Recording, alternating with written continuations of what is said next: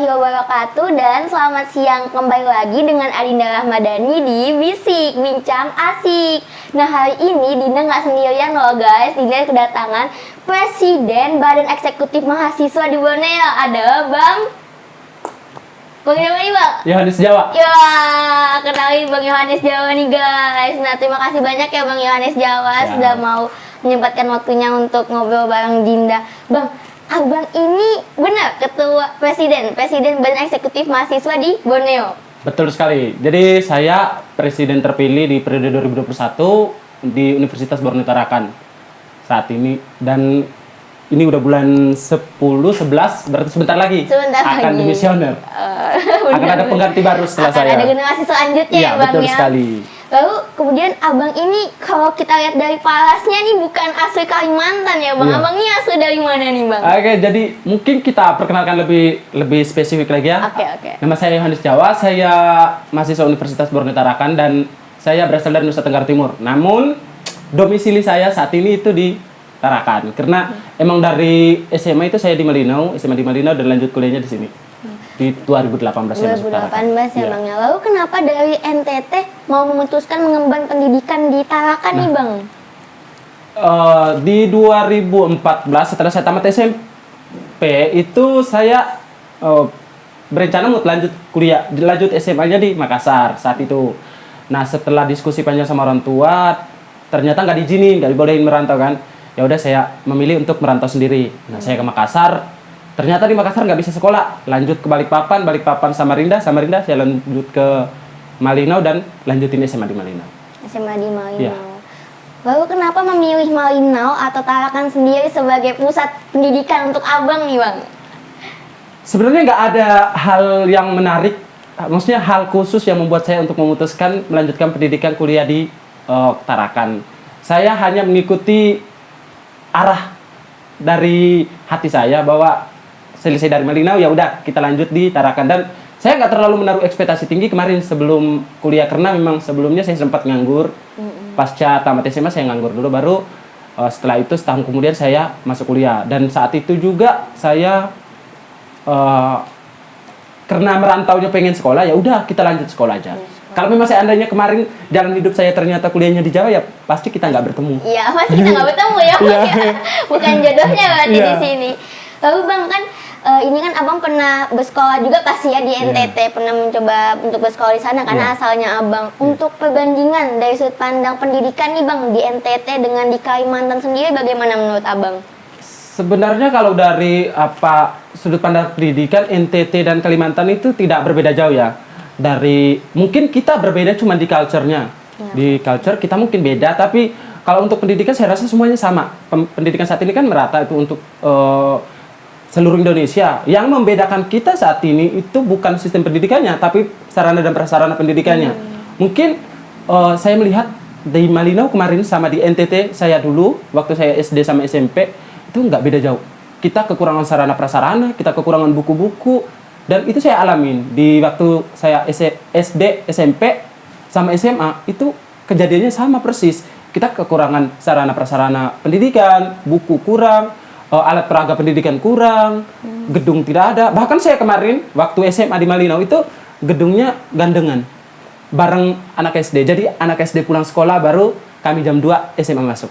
SMA masuk Iya, gitu, jadi kita satu atap sama SD. Sama itu dukanya Bang ya. Iya, dukanya. Itu duka sekali. Tapi kalau senengnya nih Bang, senengnya di pelosok atau di NTT atau di Malinau gimana tuh Bang? Yang saya suka dari NTT itu pasti suasana, karena itu kampung ibu, jadi suka tidak suka harus suka gitu. Sementara kalau di Malinau saya suka itu karena kita beda culture. Saya dari timur dengan kultur budaya yang begitu melekat karena saya lahir dan besar di sana. Kemudian tiba-tiba saya harus ke Malinau, ketemu orang yang luar biasa ya, istilahnya dari warna kulit sudah beda jauh. Saya datang dengan kulit hitam agak gelap-gelap, terus tiba-tiba ketemu orang Dayak yang putih-putih kan, wah ini manusia jenis apa ini gitu kan. Tapi semuanya itu kayak keren banget Indonesia, kayak ada pertemuan dua suku yang berbeda, dan saya belajar juga di sana, belajar budayanya, seninya, dan menarik banget. Saya suka. Tapi adaptasinya gimana tuh Bang kalau untuk Abang sendiri? Kalau adaptasi itu lebih kepada bagaimana saya bisa mengerti bahasa daerah mereka. Karena kalau untuk apa budaya di sana kan kayak makanan, saya terbiasa dengan makanan mana saja. Masakan orang Indonesia lidah saya cocok aja. Tapi kecuali kayak bahasanya, karena bahasa Timur sama bahasa Dayak itu beda jauh kan. Tapi saya menyesuaikan itu kurang lebih 1 tahun.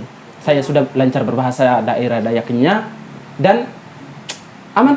Aman Iya. ya. Teman-teman di sana juga bagus. Maksudnya orang-orang Dayak itu jauh dari rumor yang beredar. Yap. Rumor yang beredar kan orang Dayak tuh ganas ya. Iya. Suka penggal kepala orang. suka makan orang gitu kan. Iya, bener. Itu rumor itu terbantahkan ketika saya bertemu langsung sama orang Orang Dayak. Dayak. Mereka baik banget. Bahkan saya pikir ketika ada orang asing yang masuk daerah pedalaman Dayak itu nggak bakalan kelaparan. Karena ketika mereka masuk, semua dianggap keluarga. Iya, benar. Kamu masuk ke rumah mereka, langsung diarahkan ke dapur, cari makan, apa yang bisa kamu makan, makan. Wah. Keren kan? Jadi tambah berat badan tuh Bang ya kalau di sana. Saat itu naik berat badan, Naik tapi berat setelah ketarakan menjadi mahasiswa rupanya banyak beban pikiran turus lagi. Iya bener-bener Bang. Nah tadi kan kita udah nyinggung-nyinggung tentang pelosok tuh Bang, Iya. tentang NTT ataupun Malinau dan Abang sendiri duka dengan keadaan pendidikan di pelosok. Lalu bagaimana dengan keadaan sosial maupun kesehatan deh utama Bang di pelosok? Saya kurang lebih 4 tahun. Ya, 4 tahun lebih lah saya di Malinau. Saat itu ketika saya pertama kali nginjak Malinau itu tahun 2014. Akhir 2013 mau 2014, awal-awal 2014. Kondisi kesehatan di sana untuk sarana prasarana memang sangat memprihatinkan saat itu. Bahkan untuk jalur transportasi, saya saat itu kan di Apokayan. Mungkin nggak familiar ya orang dengar kata Apokayan. Saya di Long Ampung sekolahnya, terus saya tinggal di Lidung Payau. Nggak familiar karena memang akses ke sana susah banget. Di tahun 2014 awal, itu akses satu-satunya buat tembus daerah sana itu pakai pesawat. Bahkan antar kecamatan dulunya itu harus naik pesawat. Karena satu-satunya akses jalan itu jalan setapak. Jadi kita nggak bisa naik motor. Kalaupun ada jalur air, naik ke Tinting, itu biasanya ada arum jeram kan. Iya. Terpaksa kita harus nambatin dulu perahunya, terus kita jalan kaki lagi. Dan saat itu kesehatan juga sangat memprihatinkan. Yang saya rasa mulai agak enakan itu ketika tahun 2016 ke atas.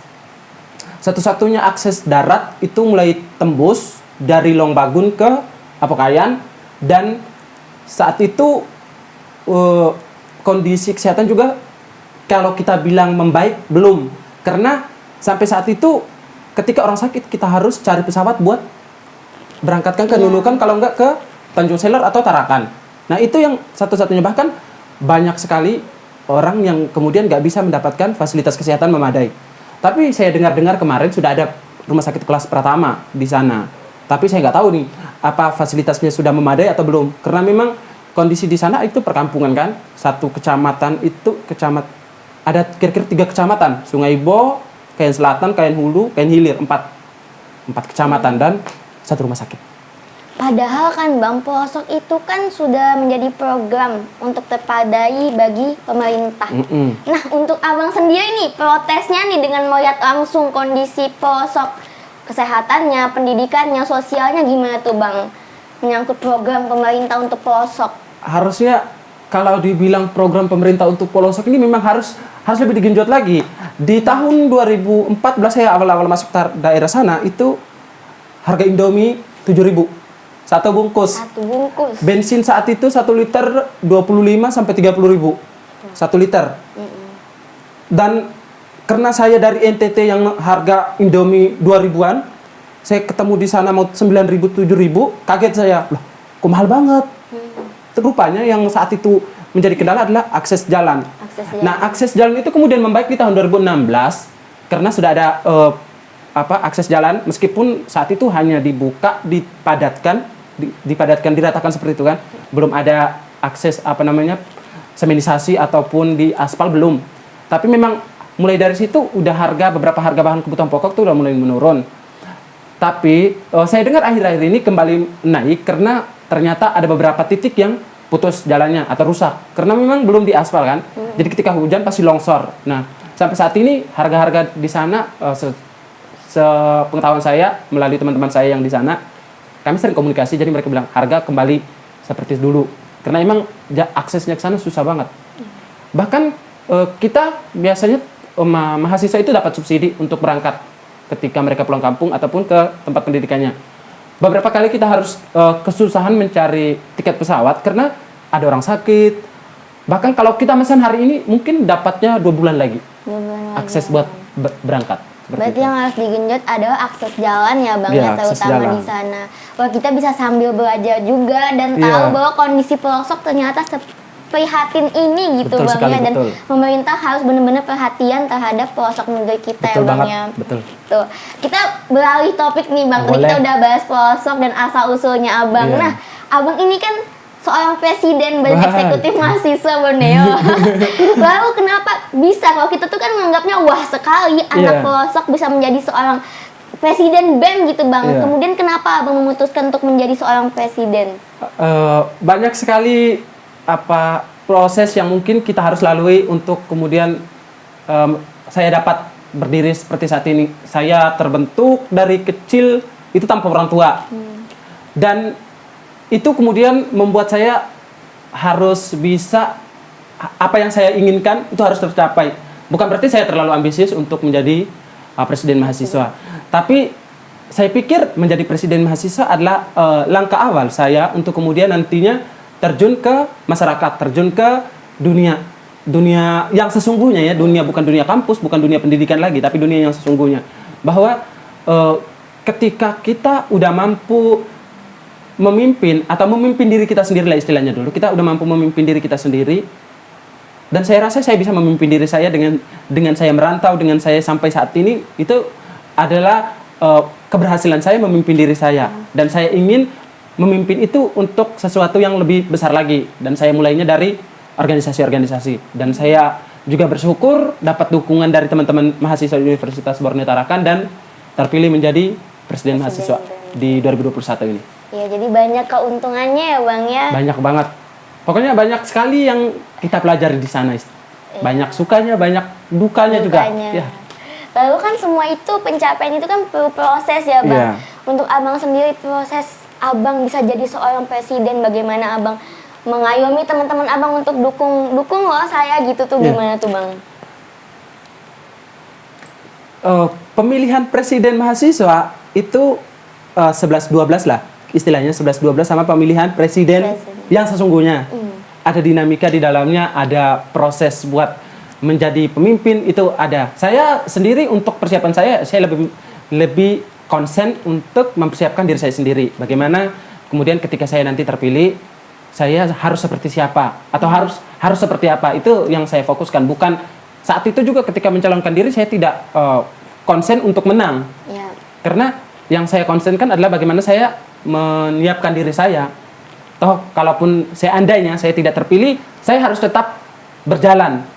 Berarti karena berjalan ini akan terus, saya akan terus berjalan, makanya fokus saya itu bukan targetnya, maksudnya bukan target yang harus saya capai, tapi bagaimana jalan saya. Jadi yang lebih saya tekankan itu di prosesnya yang saya jalan. Iya. Tapi kalau Abang sendiri nih, Abang nih sebenarnya mau menciptakan suasana kampus yang seperti apa sih Bang dengan program-program Abang sendiri? Dalam sejarah Universitas Borneo Tarakan baru pertama kali orang Timur jadi Presma. Itu yang maksudnya mungkin jadi satu sejarah ya buat universitas kami. Saya tidak di sini bukan saya ingin mendiskriminasi ataupun rasis ya, tapi memang selama itu baru pertama kali untuk Presma universitas itu orang Timur. Jadi saya pikir ini adalah langkah awal bahwa ternyata universitas ini secara tidak langsung kita menunjukkan ke dunia luar bahwa demokrasi di Universitas Borneo Tarakan itu sehat. Bahwa siapa aja berhak untuk dipilih dan memimpin. Nah, dengan saya terpilih ini saya rasa semua orang tahu bahwa demokrasi di Universitas Borneo Tarakan ini sehat, dan buktinya adalah bukan hanya orang asli Tarakan atau bukan hanya orang asli Kalimantan yang bisa menjadi Presma. Siapa saja punya hak. Dan itulah hakikat daripada demokrasi yang sesungguhnya, nggak mengotak-ngotakan orang. Iya. Tapi benar nggak sih Bang, ada beberapa orang yang kontra, apalagi kan baru-baru ini baru saja ada problem mengenai black metal kan Bang kan. Maksudnya itu juga mengarah pada pemilihan Abang, pastinya mengganggu ya Bang. Lalu bagaimana dengan orang-orang yang kontra itu sendiri? Kalau menjadi seorang pemimpin itu pasti tidak disukai lebih banyak daripada Iya. disukai. Benar. Bahkan orang yang mendukung kita di awal pun pasti memiliki keinginan. Contoh, saya mencalonkan, pendukung saya pasti mengharapkan sesuatu dari saya. Iya. Tentunya. Dan ketika harapan mereka itu tidak terpenuhi, dengan kata lain bukan kesengajaan saya untuk kemudian tidak memenuhi keinginan mereka, maka akan ada kontra terhadap saya. Itu semua saya jadikan pelajaran sih sebenarnya. Saya nggak terlalu memperhatikan pembicaraan-pembicaraan orang, meskipun pada akhirnya saya banyak memikirkan diri, bagaimana berjalannya kegiatan, bagaimana kemudian saya bisa keluar dari kondisi saat ini. Itu semua karena emang banyak sekali tekanan. Kalau dibilang tekanan, ya memang tekanan, banyak tekanan.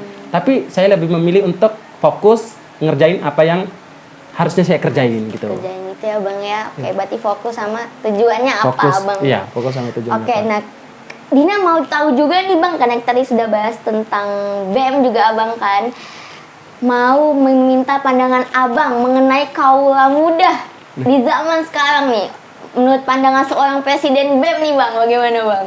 Aku sangat tertarik sama pemuda-pemuda Kalimantan Utara, khususnya Kota Tarakan. Setiap sore ketika saya keluar rumah, itu saya lihat banyak sekali anak muda melakukan kegiatan-kegiatan olahraga seperti itu kan. Ada yang skateboard di lapangan, ada yang jogging, main bola, dan banyak sekali. Bahkan kita hitung-hitung di Kalimantan Utara ini kayaknya banyak sekali pemuda di Kota Tarakan ya. Lebih banyak kan pemudanya di Kota Tarakan karena ada beberapa universitas di sini. Iya benar. Yang menjadi sorotan penting kita bersama adalah bagaimana teman-teman pemuda ini diberikan wadah.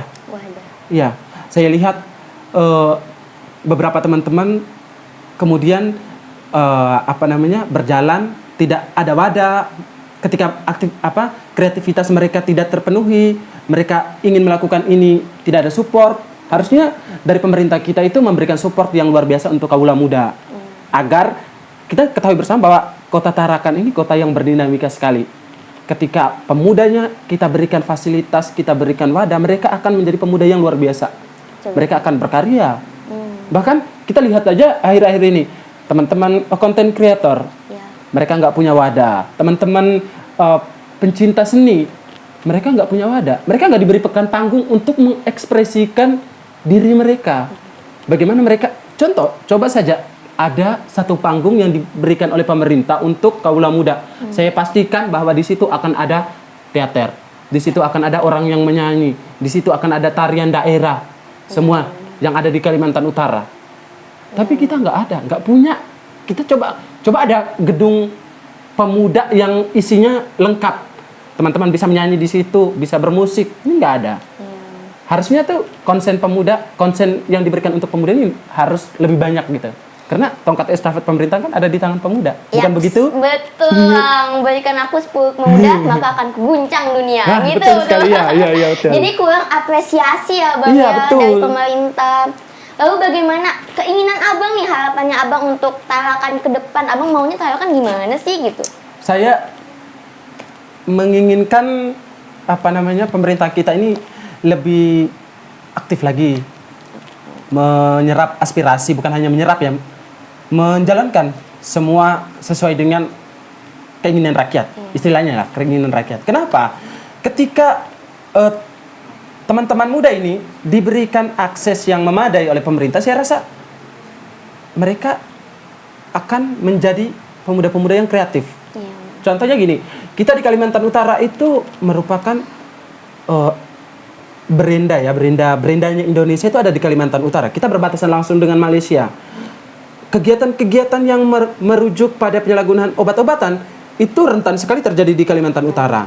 Ketika pemuda ini kreativitasnya dikekang, tidak diberikan ruang untuk berekspresi, maka kita khawatirkan mereka akan menjerumus ke hal-hal yang tidak positif seperti itu. Makanya kita harus siapkan wadah untuk berikan mereka berkreasi, biarkan mereka berkreasi. Kebetulan nih Bang, Presiden Jokowi kan lagi mampir ke Kalimantan Utara. Dari tadi kan kita nyinggung-nyinggung pemerintah memberikan wadah untuk kaula muda dan segala macamnya tentang pembangunan di Kota Tarakan.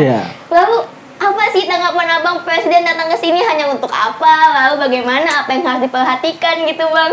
Saya cukup antusias mendengar rumor dari beberapa bulan lalu terkait dengan kedatangan Presiden Jokowi di Tarakan, di Kalimantan Utara lah istilahnya. Saya cukup antusias karena saya pikir wah inilah momen di mana kita sebagai generasi muda membuka suara terkait dengan posisi wilayah Kalimantan Utara. Nah, yang saya pertanyakan itu adalah bahkan kedatangan beliau ini ibarat kata tiba-tiba sekali. Dari sebelumnya di bulan September diundur ternyata ke Oktober. Dan kemarin saya sempat dengar bahwa beliau bakalan datang di November. Ternyata datangnya di Oktober. Ada ketimpangan informasi, dan saya pikir ini mungkin bukan kesalahan media ataupun kesalahan siapa-siapa, mungkin Bapak Presiden terlalu sibuk. Jadi jadwalnya padat kan. Jadwal padat. Tapi saya sebenarnya berharap sekali akan ada suara orang muda yang disampaikan, orang muda Kalimantan Utara itu disampaikan ketika Jokowi ada di Tarakan. Ya mungkin dari KNPI atau dari teman-teman pemuda di Tarakan, dan saya harapkan itu.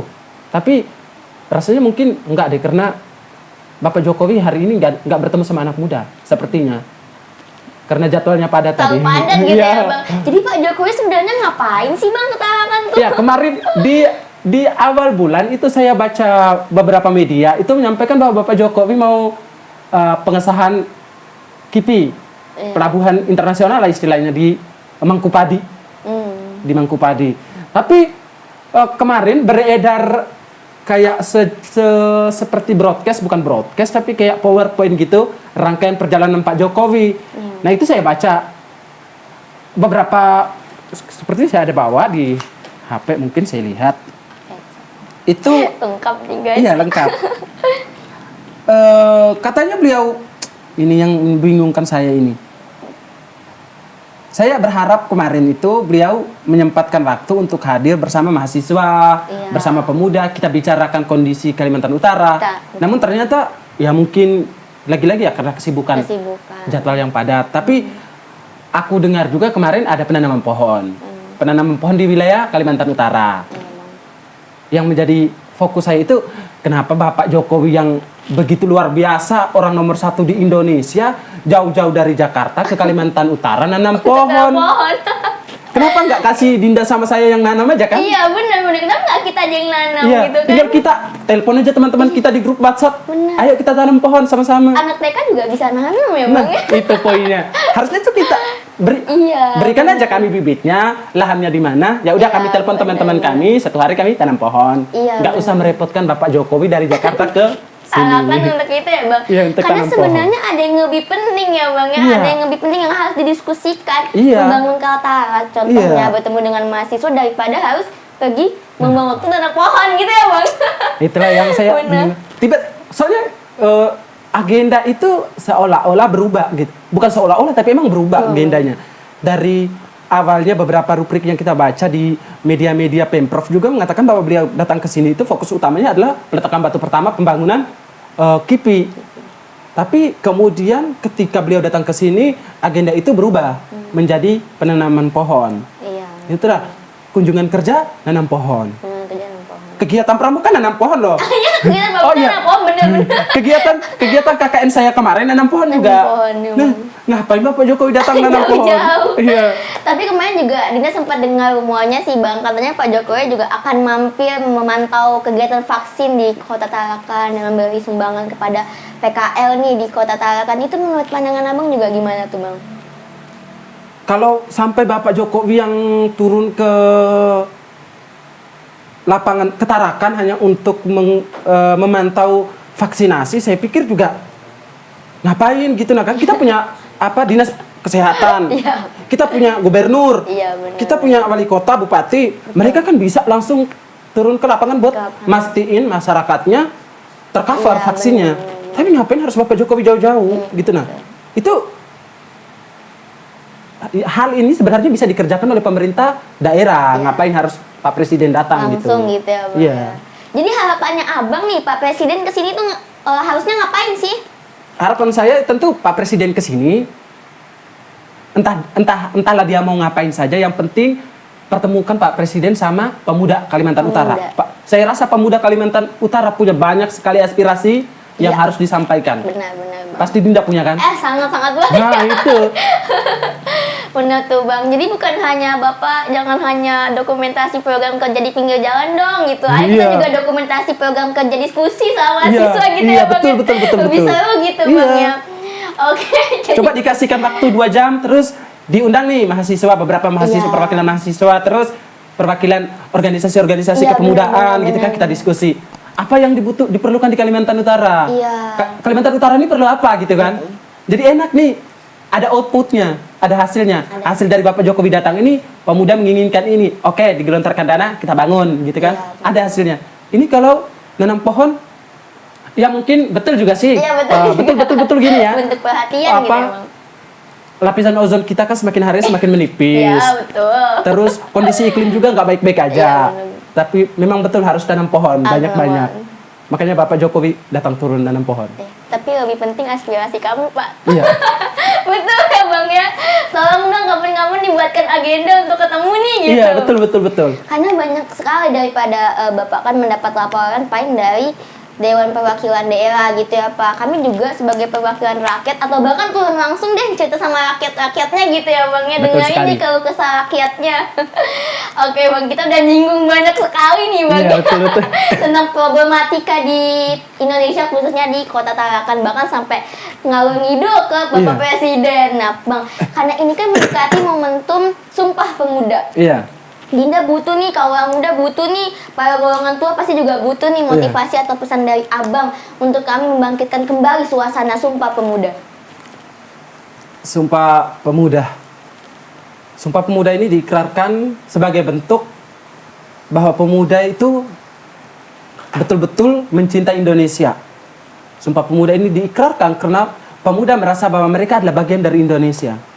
Mereka mencintai Indonesia. Saya sampai saat ini juga sangat bangga sekali ya menjadi bagian dari Indonesia.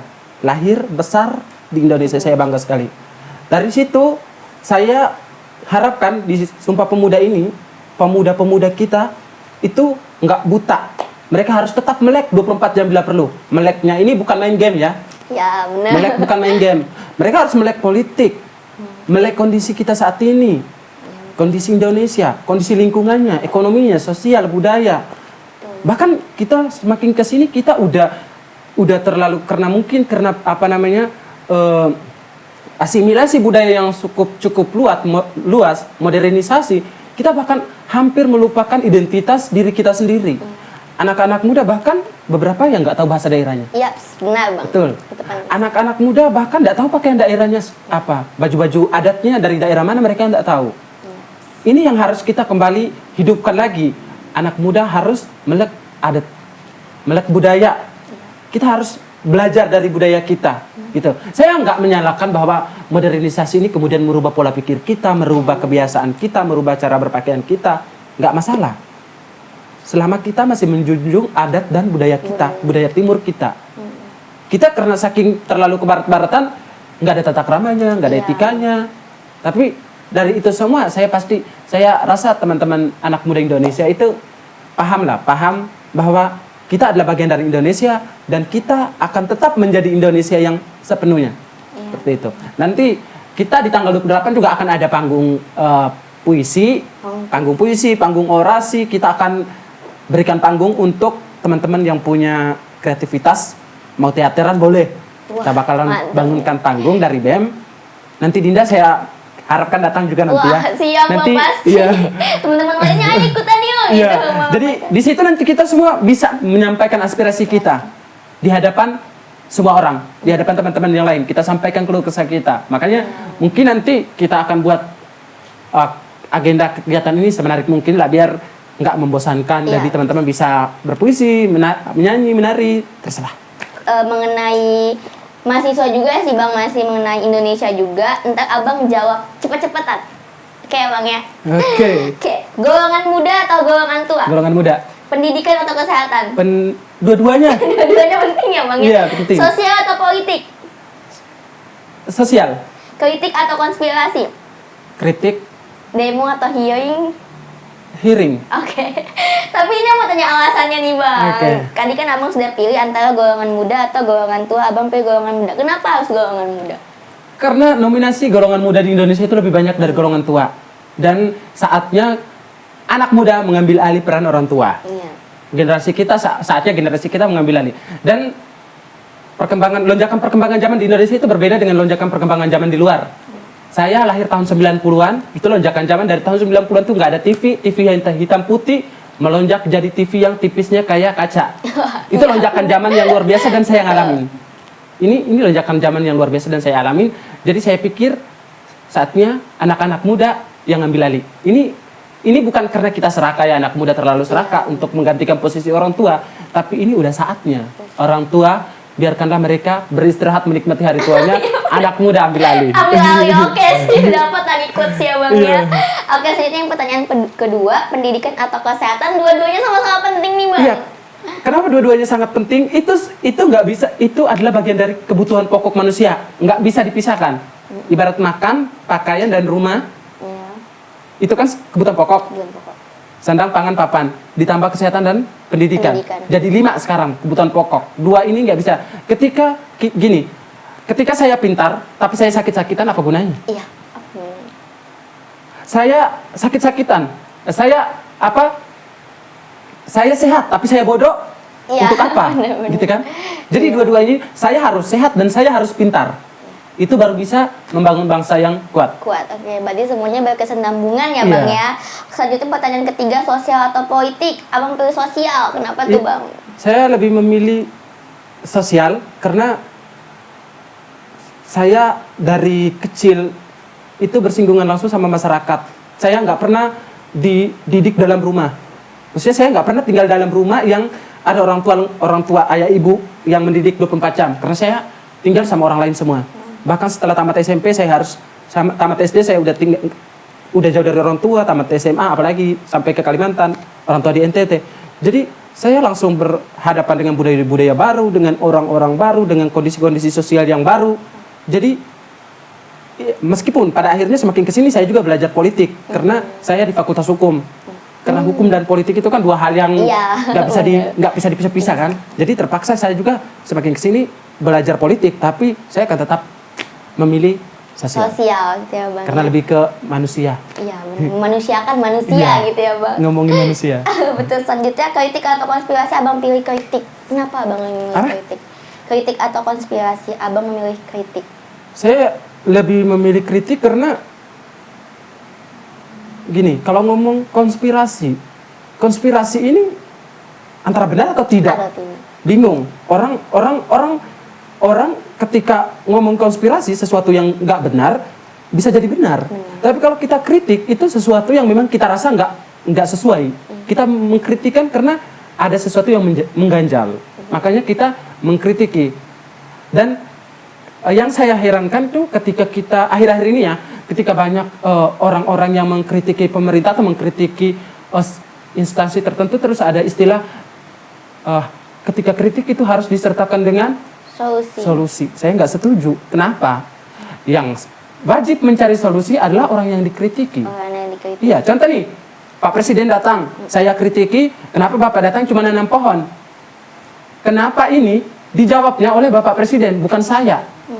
Karena saya bertanya, iya kan? Saya kritiki, saya bertanya, kenapa datang cuma nanam pohon? Terus ketika ada pertanyaan, kenapa kamu nggak sertakan solusi? Ya, ini pertanyaan dan jawabannya bukan saya. Kalau saya yang jawab, berarti ngapain saya bertanya gitu kan? Iya, betul.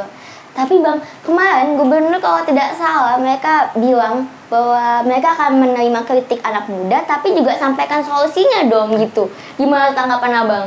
Ini, unconsistennya kita itu panjang betul. Ketika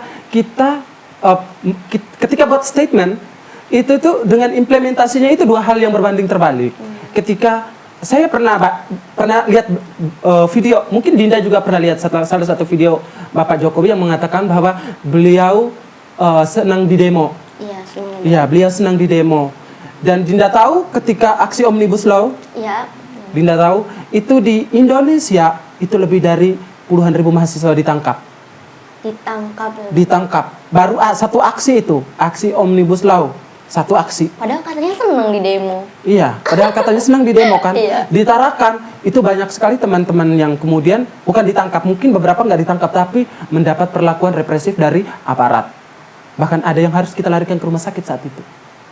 Lalu bagaimana implementasi terhadap pasal 28 mengenai kebebasan berserikat dan berpendapat tuh Bang? Itu lagi. Itulah saya bilang, saya katakan apa? Bahwa unconsistent dari setiap kata-katanya beliau ya. Iya, beliau beliau ini itu berkepanjangan. Bahkan saya sempat membuat satu tulisan juga sebelum kedatangan beliau. Itu yang saya inginkan beliau datang ke sini itu nggak ada penangkapan. Nggak ada penangkapan mahasiswa. Karena beberapa kali dia berkunjung, yang saya ingat masih di UNS, itu 10 orang mahasiswa ditangkap pas beliau berkunjung. Dan saat itu mereka cuma membentangkan baleho, bukan baleho, banner. Iya, pamflet kayak selebaran gitu. Isi bunyinya itu, Pak Jokowi tolong benahi KPK, ditangkap. Di Solo, petani minta harga jagung, hasil taninya dibeli, ditangkap sama aparat. Ini kan menunjukkan bahwa ternyata demokrasi kita ini udah jauh dari kata demokrasi.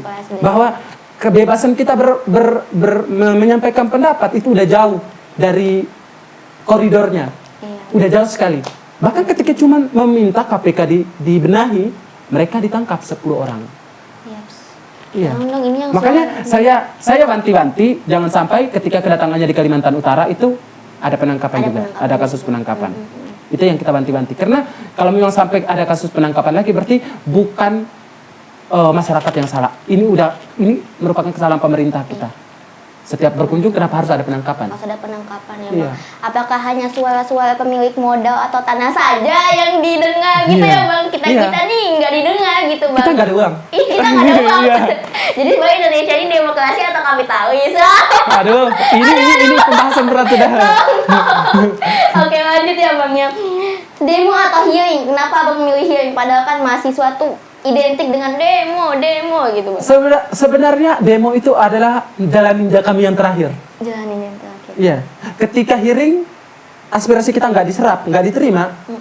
Salah satu jalan terakhir adalah demo. Gerakan aksi massa. Kenapa? Hearing ini kan kita ngomongin baik-baik. Kita mahasiswa menyampaikan aspirasi secara damai gitu. Baru ketika hearing nggak ketemu, kita demo gitu kan. Makanya saya pilih hearing pertama. Beberapa kasus kita di Kalimantan Utara, ditarahkan kasusnya ya.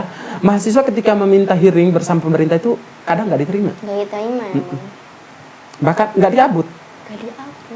Mungkin nggak semua ya, tapi beberapa nggak diabut. Makanya beberapa teman-teman tuh kemudian menggerakkan massa untuk demo. Bahkan ketika kita demo, demo itu sebenarnya akan berjalan mulus ketika mahasiswa yang memiliki aspirasi ini diizinkan untuk bertemu dengan orang yang kita tuju, pemerintah. Iya benar. Ketika dua poros ini bertemu, maka yang lain tuh akan tenang, gitu nah. Tapi kita selama demo ditarahkan tuh nggak pernah tuh kita dipertemukan sama pemerintah, nggak pernah. Makanya berujung kisruh, malah kita dihadapkan sama aparat. Mahasiswa yang harusnya mahasiswa dan aparat ini bisa berakselerasi, bisa bekerja sama, justru kita dibenturkan. Pemerintah membenturkan mahasiswa dengan aparat. Makanya terjadi rusuh. Iya, makanya akhirnya bentrok ya Bang. Iya, makanya. Padahal hearing itu adalah jalan terbaik kita sebenarnya. Bahkan kita ketika sebelum demo, itu list pertama yang kita lakukan adalah hearing. Bukan bakar-bakar. Iya. List pertama mahasiswa buat lakukan aksi itu adalah hearing. Hearing, kalau hearing nggak jadi baru kita Coba kita turun nih contoh ya. Mahasiswa nih 100 orang lah turun ke jalan pergi demo. Tuntutannya ke DPR contohnya ya. Setelah kita sampai di situ, DPR mempersilahkan. Oke, perwakilan dari mahasiswa boleh masuk. Di ruangan sidang kita bicarakan apa yang jadi persoalan. Itu kan kelar masalah. Iya, benar. Tapi ini enggak. Jarang sekali kita dipanggil buat masuk. Iya, malah dibentrok sama aparat gitu ya. Iya, malah dibentrok sama aparat. Oke, Bang. Wah, ini adalah pengalaman yang luar biasa dan cerita yang luar biasa nih dari Abang. Padahal mau banyak-banyak bincang lagi, tapi karena juga waktunya ya Bang ya. Nanti kita bincang di luar kamera. Oke, di luar kamera, di belakang kamera. Terima kasih banyak sebelumnya untuk Bang Johannes Jawa, Presiden BEM yang udah menyempatkan waktunya yang super sibuk ini. Tidak terlalu sibuk. Untuk mau bincang-bincang sama Dinda di Bincang Asik. Oke, sampai jumpa di episode Bisik selanjutnya dengan tentunya narasumber yang pastinya memotivasi. Sampai jumpa. Assalamualaikum warahmatullahi wabarakatuh dan selamat siang.